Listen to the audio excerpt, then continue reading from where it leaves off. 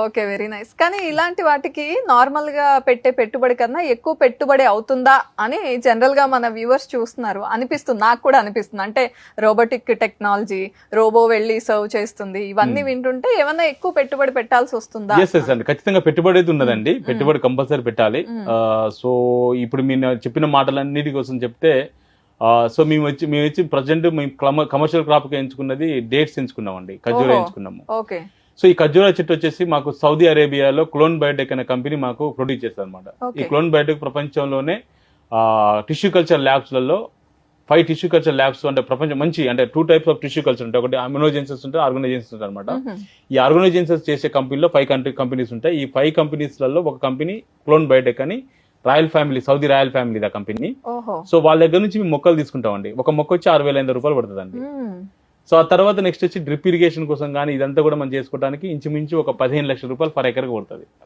మామూలుగా వేసుకుంటే ఇంకా కొద్దిగా నెక్స్ట్ లెవెల్కి వెళ్తే ఒక 20 లక్షల రూపాయలు పర్ ఎకర్ పడుతుంది అనమాట. సో ఖచ్చితంగా ఎక్స్పెన్సివ్ ఉంటుంది. బట్ దీన్ని చేయడం వల్ల ఏమవుతుందంటే మనకి లాంగ్ టర్మ్ లో వస్తాయి అనమాట. ఒకసారి మనం ఇన్వెస్ట్మెంట్ చేసి వదిలేస్తే 20 లక్షల రూపాయలు మనం ఇన్వెస్ట్మెంట్ చేసాం అనుకోండి, ఈ ఖర్జూరా చెట్టుకి 80 ఇయర్స్ వరకు మనకి ఇన్కమ్ వస్తుంది. వన్ టైం ఇన్వెస్ట్మెంట్ చేస్తే 80 ఇయర్స్ వరకు ఇన్కమ్ వస్తుంది. సో కాబట్టి దీన్ని చేయాలి. సో అట్లా అది.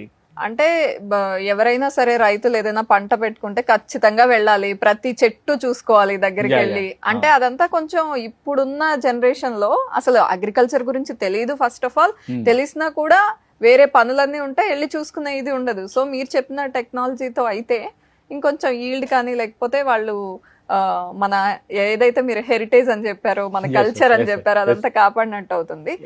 ఒక్క కంట్రీలోనే చేస్తున్నారా లేకపోతే వేరే వేరే కంట్రీస్ లో కూడా ప్లాన్? సో ఈ రోజు మన ఇండియాలో దాదాపు 600 ఎకరాల్లో మేము చేస్తున్నాం అండి. దాంట్లో 600 ఎకరాలు వచ్చేసి తెలంగాణలో ఒక 350 ఎకర్స్ తెలంగాణలో ఉంది, నారాయణఖేడ్ ప్రాంతంలో. అదేవిధంగా మాకు ఆంధ్రప్రదేశ్ లో కడప డిస్టిక్ అని అనంతపూర్ డిస్టిక్ లో ఉంది. తర్వాత నెక్స్ట్ వచ్చేసి తమిళనాడులో ఒక ఉందన్నమాట. ఈ మొత్తం కలిపి తమిళనాడు ప్లస్ ఆంధ్రప్రదేశ్ లో కూడా మనకి వినుకొండ అని ఒక పల్నాడు డిస్టిక్ లో వినుకొండ ఉంటుంది, అక్కడ కూడా ఉంది.